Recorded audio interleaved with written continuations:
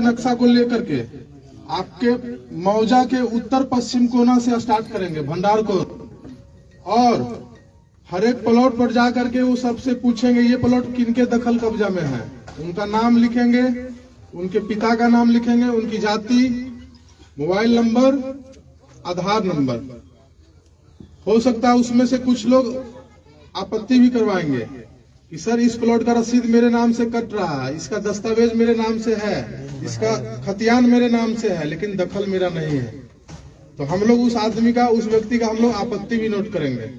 ऐसे करते करते हम लोग हर एक प्लॉट का हम लोग दखल पंजीयक बना लेंगे, एक रजिस्टर बन जाएगा हम लोगों के पास, जिसमें हर एक प्लॉट का हम लोग का दखलकर्ता का नाम हम लोग को मालूम रहेगा। साथ में उसके साथ साथ एक प्रक्रिया और चलेगा कागज का, प्रपत्र 2 और 3 एक आप लोगों से हम लोग स्वघोषणा भरवा करके लेंगे। ये फॉर्मेट इसका है, प्रपत्र 2 और इसके पीछे में आपका प्रपत्र 3 एक वंशावली। एक चीज समझ लीजिए, हर एक रैयत को अपना वंशावली खुद ही बना करके देना है। कैसे बनाएंगे उसका प्रोसेस हम समझा देते हैं। सबसे पहले प्रपत्र 2 को समझिए, इसमें टोटल 11 कॉलम है। ऊपर हेडिंग देख लीजिए आपका राजस्व ग्राम का नाम, उसके बाद थाना नंबर, हल्का नंबर हो सकता है बहुत लोगों को नहीं पता होगा, हल्का नंबर खाली छोड़िएगा, पुलिस थाना, अंचल और जिला। उसके बाद कॉलम नंबर 1 आपका है रैयत का नाम या सह हिस्सेदार का नाम। अगर एक लोग फॉर्म भर रहे हैं तो अपना नाम लिखेंगे, अपने पिता का नाम, जाति, पहला कॉलम में। अगर मानकर चलिए एक पिता के 3 लड़के हैं, उन लोगों के बीच बंटवारा नहीं हुआ है, वो तीनों भाई चाह रहे हैं कि उनका आपस में साथ में खतियान बन जाए, तो वो जो फॉर्म भरेंगे तीनों, उसमें तीनों भाई का नाम मेंशन होगा, पिता का नाम होगा। ऐसा भी आपका होगा कि 5 पार्टनर हैं, बंटवारा नहीं हुआ, मौखिक बंटवारा है, और चाह रहे हैं कि नहीं साथ में ही खतियान बने, तो 5 लोग इसमें अपना नाम डालेंगे। एक लोग का हम उदाहरण दे देते, मान के चलिए श्याम सिंह अपना फॉर्म भर रहे हैं, तो रैयत के नाम में श्याम सिंह, पिता का नाम अपना नोट करेंगे, वो अपनी जाति नोट करेंगे, भूमिहार हो गए, यादव हो गए, जो भी आप पांडे, जो भी जाति अपना नोट करिएगा। कॉलम नंबर 2 आपका स्थायी पता का है, अपना ग्राम, पोस्ट, थाना प्लस जिला।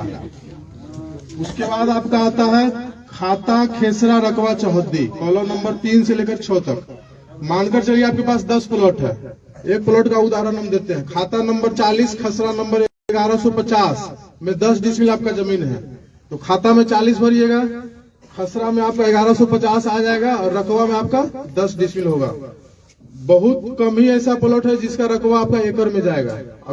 अभी चूंकि सर्वे हुए आपका 115 साल से ज्यादा हो गया, नक्शा आपका हो सकता है 10 एकड़ का भी एक प्लॉट होगा, लेकिन स्थल पर हो सकता है उसमें 50 को प्लॉट नया बन गया होगा, तो जोत आपका भी बढ़ गया है। जो भी प्लॉट आपका है सब डिसमिल में ही मिलेगा। फिर आपका आता है चौहद्दी, हर एक प्लॉट का आपको चौहद्दी लिखना है। इसमें चौहद्दी जो आप लिखिएगा वर्तमान दखलकार का, ये नहीं कि दादा के नाम से लिख दिए, दादा कभी गुजर गए 50 साल पहले।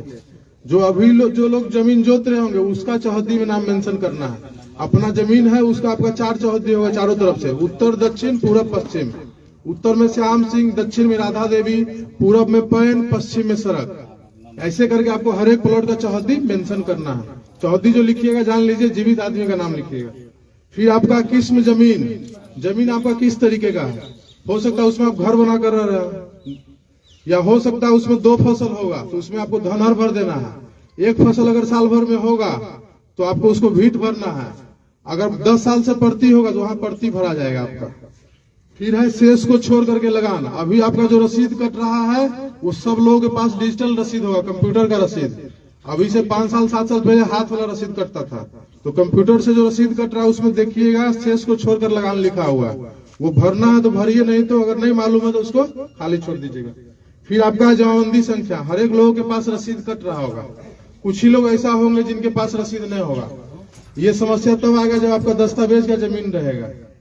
खतियानी जमीन जिनके ही पास होगा उनका रसीद किसी न किसी के नाम से होगा, हो सकता है आपके नाम से हो, या आपके पिताजी के नाम से हो, दादाजी के नाम से हो, परबाबा के नाम से हो, दादी के नाम से हो, रसीद आपके नाम से मिल जाएगा, तो उसका जमाबंदी संख्या आपको नोट कर देना है। फिर आपका कॉलम नंबर 10 है भूमि पर दावा का अधिकार। जो भी आप खाता खेसरा इसमें भर रहे हैं वो जमीन आपको कैसे हासिल हुआ, हो सकता है वो जमीन आपका खतियानी जमीन होगा। मतलब क्या कि 1905 में जब आपका सर्वे हुआ आपके किसी वंशज के नाम से खतियान बना था, वही जमीन आपके वंश में नीचे आते जा रहा है। दूसरा जमीन आपका होगा आप खरीदे, आपके पिताजी खरीदे, आपके दादाजी, आपके कोई भी पूर्वज खरीदे किसी से, वो आपका दस्तावेज का जमीन हो गया। उस प्रकार के जमीन में आपको क्रय लिख देना है। फिर आपका है बंदोबस्त। कुछ लोग को रहने के लिए जिनके पास जमीन नहीं रहता, सरकार 3 डिसमिल जमीन उनको बंदोबस्त करता है, बासगीत पर्चा। या फिर जो सैनिक के विधवा रहते हैं, सरकार उनको जमीन देती है 5 एकड़। तो जिनके पास ऐसा, या फिर कुछ लोग के पास होगा जो नीलामी से जमीन लिए होंगे। पुराना जमाना में आदमी खाने के लिए अनाज नहीं जुटता था, तो आदमी रसीद कैसे कटवाता, तो जमींदार या सरकार उसका अंग्रेज जमीन को नीलाम कर देता था। तो कुछ लोग को जमीन वैसे भी हासिल हुआ होगा। या फिर कुछ गरमजरो जमीन जो आपका होगा, आप लोग मालिक से आप लोग बंदोबस्त करवाए होंगे, या फिर बिहार सरकार से। तो जिस प्रकार का जमीन रहेगा आपको उस अनुसार से लिख देना है। खतियानी होगा खतियानी लिखिएगा, अगर दस्तावेज का जमीन होगा क्रय लिखिएगा उस खेसरा के सामने में, अगर बंदोबस्ती पर्चा से होगा तो बंदोबस्त लिखिएगा, दान पत्र से मिला होगा तो दान पत्र लिख देना। फिर आपका 11 नंबर कॉलम है अभियुक्ति। अगर आपको और कुछ जानकारी देना हो, तो कुछ लोगों के जमीन पर कोर्ट केस चल रहा होगा, तो उस खेसरा के सामने में कोर्ट केस का जो नंबर आपका होगा मेंशन कर दीजिएगा। आप ये भी मेंशन कर सकते हैं कि सर मेरा केवाला 10 डिसमिल का है, अब हम खेती करने के लिए जा रहे हैं, तो जमीन आपका 7 डिसमिल बता रहा है, तो तब उस खेसरा के सामने में आप अभियुक्ति कॉलम में लिख दीजिए कि रकबा कम गया स्थल पर। अभी सब चीज हम बताएंगे, उसके बाद अगर कोई समस्या होगा तब पूछिएगा। ऐसे होगा कि फिर आप पूछिएगा, फिर दूसरे लोग पूछे, हम सब बात आपको समझा नहीं पाएंगे, और जो चीज हम आपको समझाने के लिए आए मेरे दिमाग से निकल जाएगा। तो पहले हमको बोलने दीजिए, पहले हमको समझाने दीजिए, जितना चीज हम समझाने के लिए आए हैं, तब आपके मन में कुछ क्वेश्चन होगा तो हम लोग उसका समाधान करेंगे। प्रपत्र 2 आप समझ लिए, इसके नीचे में देखिए रैयत का हस्ताक्षर, अंगूठे का निशान, मोबाइल नंबर एवं आधार नंबर। तो जो लोग साइन करिएगा, जिनके नाम से फॉर्म भराएगा उन्हीं को साइन करना है। अगर वो साइन नहीं कर पाते अपना अंगूठा लगाएंगे। फिर मोबाइल नंबर और आधार नंबर, जिनके नाम से फॉर्म भरना उनका आधार नंबर दीजिएगा। कोशिश करिए 2 मोबाइल नंबर दे, अगर एक मोबाइल में आपका रिचार्ज खत्म भी हो जाएगा, ऑफ बताएगा, तो दूसरे मोबाइल नंबर आपका कॉल जाएगा। प्रपत्र 2 आप समझ लिए। फिर आपका है प्रपत्र 3 एक वंशावली। अभी बताया कि वंशावली 2 तरीके से बनता है। इससे पहले आप लोग सरपंच से बनवा रहे थे, अभी नियम कुछ चेंज हो गया, उसमें पंचायत सचिव को भी ऐड कर दिया गया उस प्रोसेस में। लेकिन ये ध्यान रखिए, हर एक रैयत को खुद से ही वंशावली बना करके देना है। अब वंशावली का जरूरत किनको आएगा? आपके परबाबा के नाम से जमीन आपका रसीद है, केवाला है, खतियान आपका है, और परबाबा चले गए ऊपर, कागज उन्हीं के नाम से है। उस कंडीशन में आपको परबाबा का नाम लिखिएगा और उनसे नीचे आपको बनाते जाना। जहां पर पहला जीवित आदमी मिल गए वहां पर वंशावली इन हो जाएगा। मानकर चलिए मेरे परबाबा के नाम से जमीन था, मेरे पिताजी अभी जिंदा हैं, दादाजी भी चले गए, तो वंशावली जो बनाएंगे परबाबा का लड़का, अगर 3 गो, तीनों का नाम मेंशन करेंगे, उन तीनों से फिर कितने लोग हुए सबका नाम मेंशन करेंगे, पिताजी पर आकर के रुक जाएंगे, फिर मेरा नाम वंशावली में नहीं आएगा। अगर दादाजी जिंदा हैं तो दादाजी पर ही स्टॉप हो जाएगा वंशावली। मतलब पहला जहां जीवित मिल गए वहां पर आकर के खत्म हो जाना। इसमें भी कुछ चीज आपको भरना है। अंचल आपका हो गया। अब देखिए इसमें कॉलम 3 को दिया हुआ है, जहां पर 5 लोग मिल करके जहां फॉर्म भरेंगे वहां पर उनको समस्या आएगी, फिर लोग छोटा छोटा लिख करके 5 लोग का नाम इसी में लिखना है आपको, क्योंकि जो फॉर्मेट है उसी में भरना। 3 लोग तक के लिए सफिशियंट फॉर्म है वंशावली वाला। उसके बाद फिर आपका देखिए इसमें कॉलम है निवासी, ग्राम, पुलिस थाना, अंचल, जिला, जाति। फिर आपका देखिए लिखा प्रपत्र 2 में अंकित है स्वर्गीय। अभी 90% लोगों के पास जो रसीद आपका कट रहा होगा जमाबंदी, वो उनके नाम से कायम है जो पृथ्वी पर अब है नहीं, तो स्वर्गीय में उनका नाम आएगा, उनके पिता का नाम। फिर आपका है राजस्व ग्राम, और फिर आपका आ गया ग्राम। तो जिनके नाम से रसीद कट रहा है उनका पता फिर पूछा जा रहा था, जो आपका पता है वही आपके दादा का भी पता होगा, तो पता आपका सेम हो जाएगा। फिर आपका है जमाबंदी क्रमांक संख्या, तो जिनके पास 1-2 जमाबंदी होगा भर दीजिएगा। उसके बाद फिर आपका है अंकित खाता संख्या। एक चीज समझिए, हो सकता है किसी के पास 8 खाता में जमीन होगा, 10 खाता में होगा, तो केवाला लिए होंगे तो अलग अलग खाता का जमीन हो जाएगा। फिर तो इतना यहाँ पर स्पेस नहीं है कि आप 10 खाता का मेंशन कर पाइएगा, तो 1-2 खाता लिख के वगैरह कर दीजिएगा। फिर आपका खेसरा संख्या, अगर आपके पास 2 प्लॉट है तो आप आसानी से भर दीजिएगा 2 खेसरा।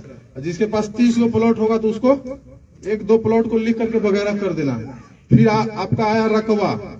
रकबा में टोटल जमीन जितना होगा सबको जोड़ करके लिखना है, कट्ठा बीघा में नहीं भरना है फॉर्म, डिसमिल में भराएगा आपका। जो भी आप रकबा मेंशन करिएगा वो आपको डिसमिल में करना है या फिर एकड़ में करना है। फिर आपका है याचिकाकर्ताओं का हस्ताक्षर, जो लोग फॉर्म भरेंगे उनका साइन होगा। 3 लोग फॉर्म भर रहे हैं, तीनों का ज्वाइंट, तीनों का साइन होगा। 5 लोग भर रहे हैं, 5 का साइन होगा। इसी के पीछे में आपको वंशावली बनाना है। अभी सब बताएंगे, अभी आप जा रहे हैं, कहीं जल्दीबाजी है, सुनिए। इसी के पीछे में आपका वंशावली बनेगा। जैसे बोले अभी परबाबा के नाम से जमीन है तो उनका वंशावली, या फिर आपके दादाजी के नाम से जमीन है। कुछ केस में ऐसा होगा जिनके पास कागज अप टू डेट है।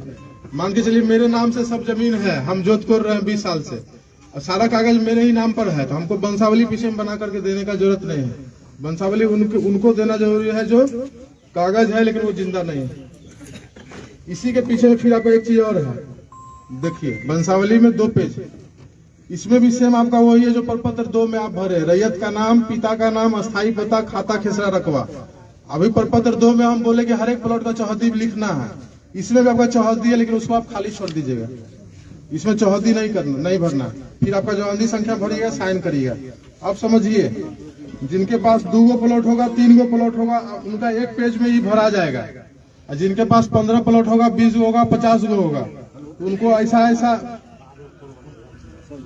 1 पेज में आपका मुश्किल से 4 प्लॉट ही आ पाएगा। अगर आप साफ सुथरा भरिएगा तो 4 प्लॉट आएगा। किसी के पास 20 प्लॉट है तो ऐसा उनको 5 पन्ना का जरूरत पड़ेगा प्रपत्र 2 का।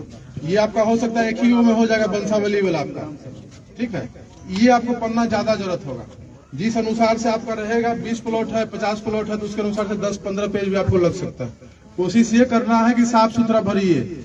नहीं समझ में आता तो आपके मौजा के जो अमीन साहब है उनसे पूछिए, या फिर हम लोग का जो ऑफिस है पंचायत सहकार भवन हरपुर, अभी हम लोग गांव घूम करके ग्राम सभा कर रहे हैं। 25 तारीख के बाद से हम लोग 10 से 4 वहां आपको मिल जाएंगे। किस लोकेशन पे सर? पंचायत सहकार भवन हरपुर में हम लोग का ऑफिस बना, वहीं आप लोग आकर के मिलना, या फिर आप अपने अमीन साहब से आप बात कर सकते हैं। लाका टोला के बगल में हम लोग का ऑफिस है। अब एक चीज समझ लीजिए, आपके अमीन साहब हर एक प्लॉट पर आए, दखल नोट कर लिए। आप लोग साथ में इस फॉर्म को भरिएगा। और एक चीज और बताए, जो आप खाता खेसरा भरिए उसके साथ आप कुछ कागज भी आपको लगा कर देना होगा। जैसे आपके पास रसीद अवेलेबल होगा, दस्तावेज आपके पास होगा, उसका फोटोकॉपी, खतियान होगा, उसका फोटोकॉपी, वो सब लगा करके और तब आपको वहां जमा कर देना। जिनके नाम से फॉर्म भरिए उनका आधार कार्ड का फोटोकॉपी इसमें लगाइए। मोबाइल नंबर कोशिश करिए 2 डाल देने का। आप समझिए, आपके मौजा में अमीन साहब आए, हर एक प्लॉट का दखल नोट कर लिए, साथ में आप ये कागज जमा कर दिए। अब उस दखल को आपके द्वारा जो कागज दिया गया उसका मिलान होगा कि आप जो जमीन जोत रहे हैं उसी का कागज दिए कि नहीं दिए। अगर सब चीज दे दिए तो रहती जमीन का ऑर्डर हम करेंगे, आपका खतियान बनेगा। अगर मजरूआ जमीन जो आपका रहेगा उसका ऑर्डर आपके सहायक बंदोबस्त पदाधिकारी आपको रेशम कुमार सर करेंगे। एक चीज समझिए, आपके पास 10 प्लॉट है, आप कागज आप 8 प्लॉट का आप जमा कर पाए, आपके पास 2 प्लॉट का कागज अवेलेबल नहीं हो पाया, पता भी नहीं चल रहा कि जमीन आपके पास कैसे आया, आपके पूर्वज आपको बता करके नहीं गए। तो जितना कागज अभी अवेलेबल है कोशिश करना सबको जमा कर देना। अब पहला जो कागज आपको हम देंगे, प्रपत्र 7 देंगे, खानापुरी पर्चा, और उसके साथ देंगे आपको हर एक प्लॉट का नक्शा। अगर आपके पास 10 प्लॉट है तो 10 प्लॉट का नक्शा मिलेगा और साथ में आपको प्रपत्र 7 मिलेगा, खानापुरी पर्चा। नक्शा जो देंगे उसको हम लोग बोलेंगे LPM, लैंड पार्सल मैप। उसमें आपको हर एक प्लॉट का नक्शा रहेगा, उसकी चौहद्दी मेंशन रहेगी। खानापुरी पर्चा जो देंगे आपको प्रपत्र 7, उसमें आपका नाम, आपके पिता का नाम, आपकी जाति, आपका पता, मोबाइल नंबर, आधार नंबर, साथ में जो अमीन साहब हर एक खेत पर जाकर के जो नया नंबर नोट करेंगे वो आपका हो गया नया खेसरा। उसमें नया खेसरा रहेगा, उस नया खेसरा का पुराना खेसरा क्या था, पुराना खेसरा रहेगा, साथ में उसका रकबा रहेगा और चौहद्दी रहेगी। उसमें हो सकता है कुछ आपको त्रुटि समझ में आएगा, जो कागज देंगे आपको उसमें कुछ सामान्य तरह का त्रुटि मिलेगा। जैसे आपको हो सकता है आपके नाम में गलत हो जाए, आपका पिता के नाम में गलत हो जाए, कुछ जाति में हो सकता है भूमिहार है आपका यादव हो गया, यादव है तो आपका पांडे जी उसमें आपका दिख जाएगा, या हो सकता है आपका चौहद्दी गलत होगा, मोबाइल नंबर या आधार नंबर, ये सब सामान्य त्रुटि है, ये आपका आसानी से सुधर जाएगा। आपको समस्या कब आएगी, जो आपका 7 प्लॉट है आपको हम जो है 5 प्लॉट का कागज दिए, 10 प्लॉट है आपको 8 प्लॉट का ही कागज दिए, 2 प्लॉट का कागज आपको हम नहीं दिए प्रपत्र 7, तब आप हमसे क्वेश्चन करिए सर मेरा 2 प्लॉट का क्या हुआ। उस 2 प्लॉट का क्या हो सकता है वो हम बताते हैं। या तो जिस खाता का जमीन रहेगा अगर उसके वंशज जिंदा रहेंगे तो वो जमीन का खतियान उनके नाम पर बन करके चला जाएगा, या फिर वो जमीन आपका अनाबाद बिहार सरकार के नाम से खतियान बन करके अंचलाधिकारी गोरैया कोठी के पास चला जाएगा। अब वो कब होगा? जब आप कागज हर एक प्लॉट का आप दे नहीं पाते हैं। हम लोग बोले कि 2 नंबर इसमें डालिएगा। जब आपका जब कागज का मिलान होगा तो आपको फोन जाएगा। अब उस टाइम में भी आप नहीं आइएगा। तो जितना कागज आपका अवेलेबल रहेगा, जितना कागज आपका सही रहेगा, उतना का आपका ऑर्डर हो जाएगा, उतना खतियान आपको मिलना है प्रपत्र साथ। अब एगो तो बोल दिया आपका जमीन हो सकता है बिहार से कर हो जाए कागज के अभाव में, या हो सकता है दूसरे के नाम पर चला जाए। एक चीज और समस्या आएगा कि आपका 10 डिसमिल का कागज आपका दस्तावेज है, आपको हो सकता है खानापुरी पर्चा जो देंगे हम 8.5 डिसमिल का देंगे, 8.6 का देंगे, 8.9 का देंगे, या 9 डिसमिल का दिए, तब आपको फिर आपत्ति करनी है प्रपत्र 8 में। टोटल 3 बार आपको मौका मिलेगा कि कागज में आपका जो खतियान में जो समस्या है उसको आप सुधार पाइएगा। 3 बार आपको 7 देंगे, उसमें कोई समस्या आपको समझ में आएगा, 8 में आपत्ति करिएगा, तब भी आपसे हम कागज ही खोजेंगे। मान कर चलिए आपका 2 प्लॉट का आपका खतियान नहीं बना, या 3 प्लॉट का नहीं बना, 4 प्लॉट का नहीं बना, या फिर रकबा गड़बड़ा गया कि रकबा आपका जो कागज में है जो आपका खतियान में उससे कम आपको दिए। ये भी हो सकता है कि कुछ लोग का रकबा बढ़ करके आएगा। आप समझिए कि रकबा गड़बड़ा कैसे रहा, और जो रकबा आपको जो देंगे हम अभी तो आपको हम ये नहीं बताएगा आप अमीन साहब आपके प्लॉट पर जाएंगे तो आपका प्लॉट नापेंगे, ये तो हम नहीं बताए। ये हम बोलेंगे आपका नाम, आपके पिता का नाम, सब चीज नोट करेंगे, पता, मोबाइल नंबर, आधार नंबर। एक चीज समझिए, ये जो सर्वे आपका हो रहा है वो हवाई सर्वेक्षण आपका है। तो जब हवाई जहाज के द्वारा हर एक प्लॉट का फोटो लिया गया है तो हमको नक्शा के साथ साथ हर एक प्लॉट का एरिया स्टेटमेंट भी दिया गया है। ये प्लॉट इतना डिसमिल का है। अभी आपका जो उद्घोषणा आपका जो हुआ है उसमें ये बोला गया हर एक रैयत को अपने कागज के अनुसार आरी मेर सही कर लीजिए। जो लोग बाहर में होंगे आज से 50 साल से, हो सकता है उनका आरी स्थल पर खत्म हो गया होगा। तो चूंकि हवाई सर्वेक्षण हुआ है आपका, आरी नहीं दिखेगा तो हो सकता है 3-4 प्लॉट को मिला करके आपका एक प्लॉट बन जाएगा। या हो ये समस्या कहाँ आएगा जहाँ पर आपका जंगल झाड़ है, या फिर जहाँ पर आप मतलब पेड़ पौधा लगा दिए, बागवानी कर लिए, वहाँ हो सकता है आपका एक प्लॉट बन करके आ जाएगा। तो जब अमीन साहब आएंगे हर एक प्लॉट पर वहाँ अपने खुद से उपस्थित रह करके अपना दखल नोट करवाना है। अगर आपका नक्शा नहीं सही बना हुआ होगा तो अपना नक्शा भी वहाँ पर आप सही बनवाइएगा। ये भी कुछ लोग को मालूम होगा कि हम 10 साल 15 साल से खेती नहीं कर रहे हैं, हर एक साल आदमी धान लगाता है, दोनों तरफ से आरी छाटता है, तो 100 साल से आरी छटा रहा है। समझिए आपका खेत कहाँ से कहाँ पहुंच गया। ऐसे भी आप अमीन साहब को आप नापने के लिए लाते हैं तो कोई बताएंगे उत्तर निकल गया, कोई बताएंगे दक्षिण निकल गया। अगर आप खेत पर रहिएगा आपको मालूम चलेगा कि मेरा जमीन ये कागज के अनुसार से कम है, जो अमीन साहब जाएंगे वहां पर आप नक्शा भी सुधरवा सकते हैं उनसे।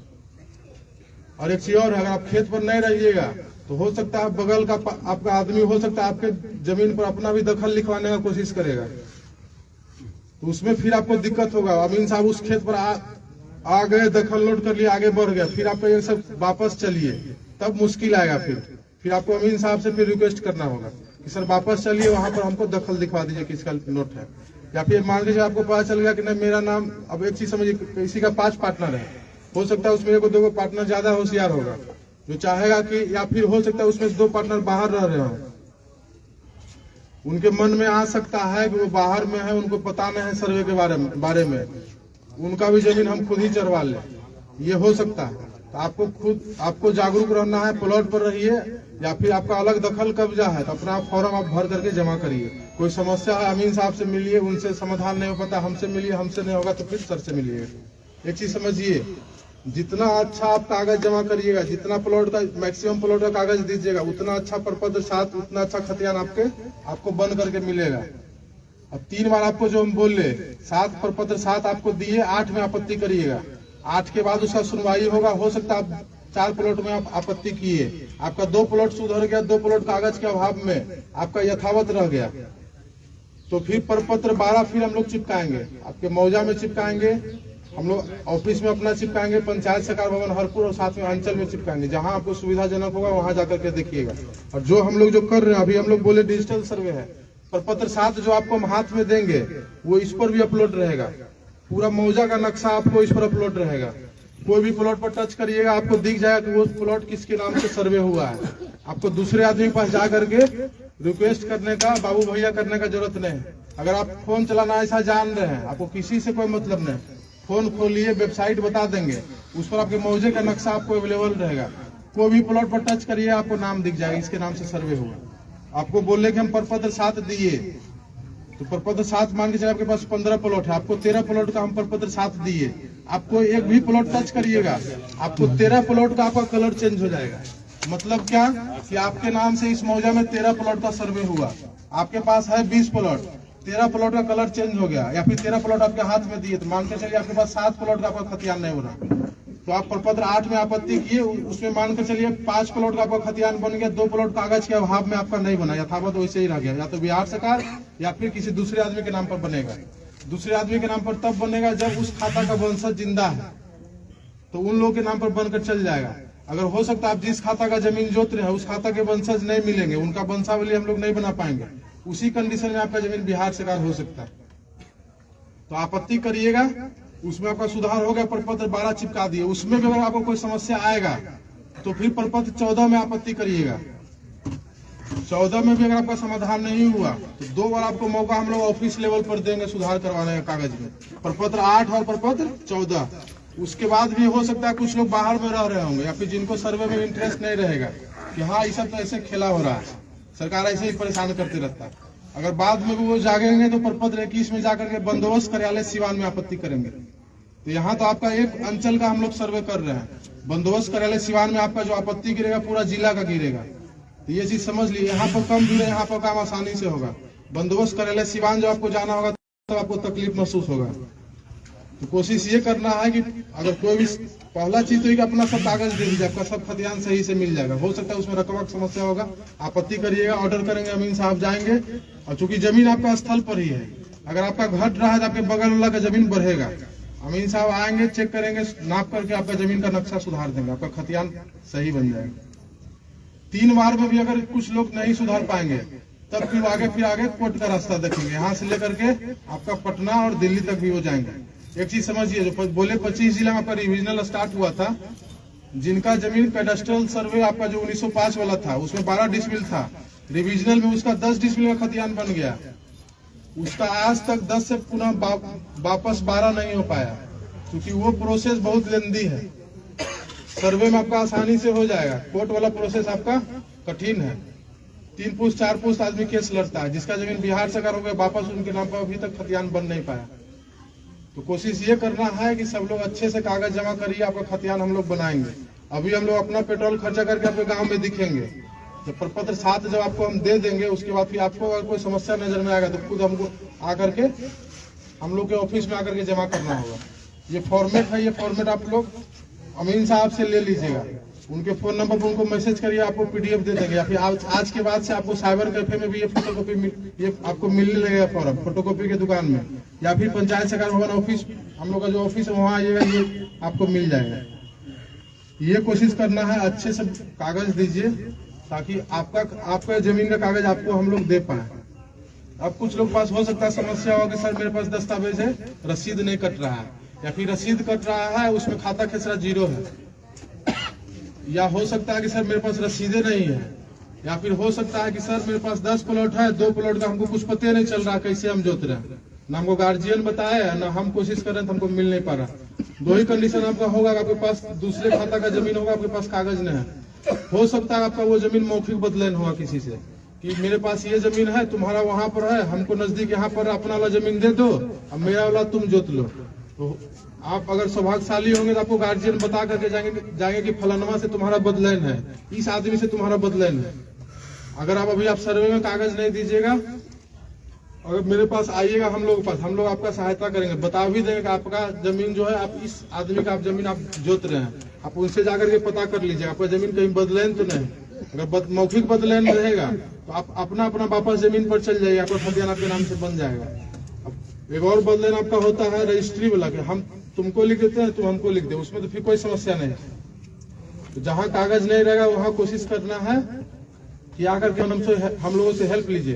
पहला काम अभी आप लोग का ये है कि अभी आपके पास जितना कागज अवेलेबल है उसको आप भरिए और जमा कर दीजिए, और बाद में फिर आपके पास जो कागज नहीं रहेगा वो आप उसको ढूंढिए, नहीं मिलता फिर हम लोग से संपर्क करिए। जहां तक हम लोग का होगा हम लोग आपका हेल्प करेंगे। किन्हीं के पास हो सकता है उनको जमानती का पता ही नहीं होगा, तो हम लोग कोशिश करेंगे, हम लोग के पास भी कुछ कागज अवेलेबल है, हम लोग कोशिश करेंगे आपका हेल्प करने का। ये समझिए कि जितना अच्छा आप कागज जितना सब प्लॉट का दीजिए उतना अच्छा खतियान आपका बनेगा।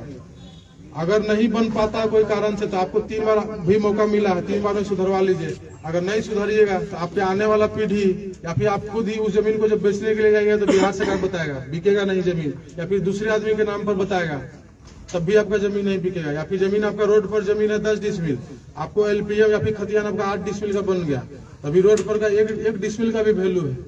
तो कोशिश ये करना है कि अगर कोई समस्या आपको समझ में आता है पर साथ में या आगे जाकर के उसको सुधरवाइए आपत्ति देकर।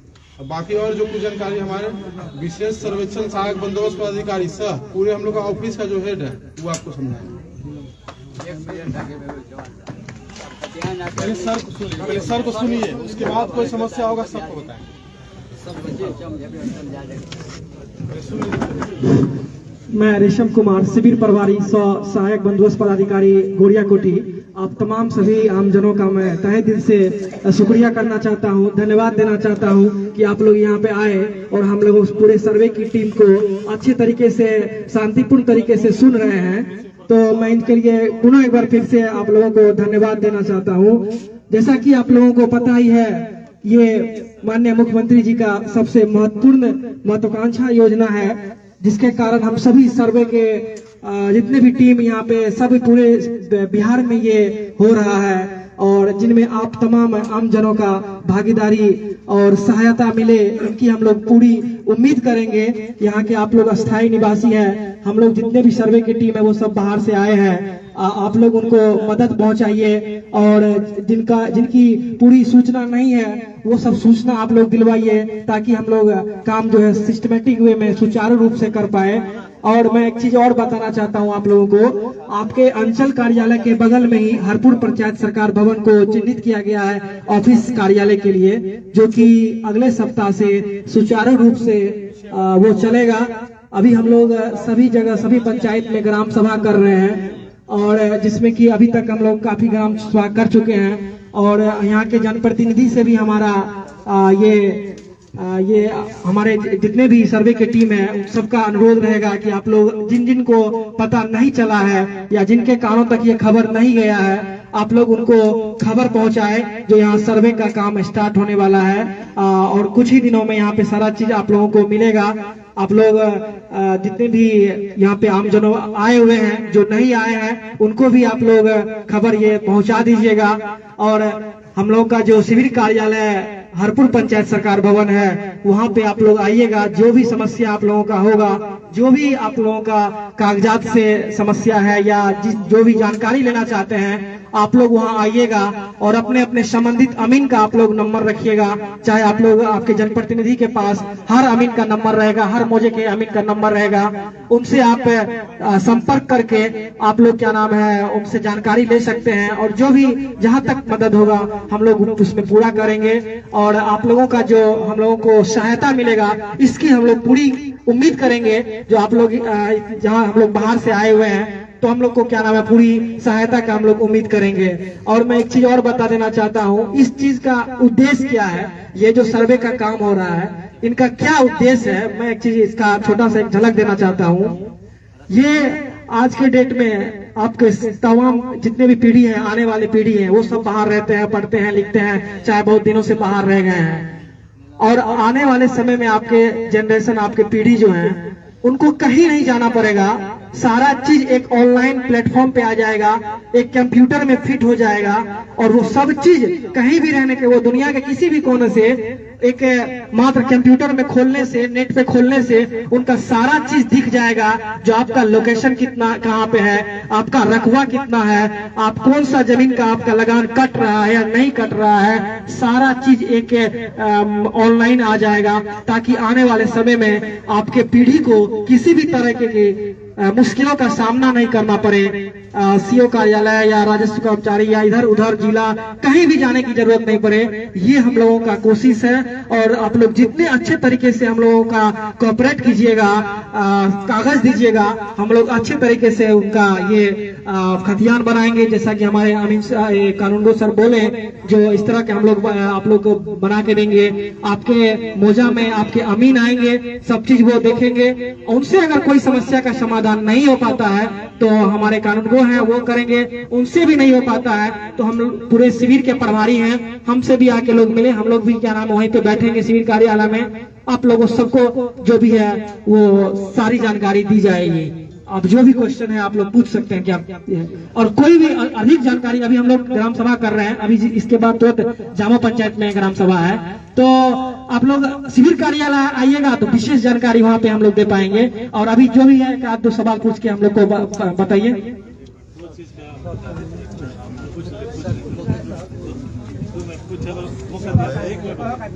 ना ना, सबका का मौका दे।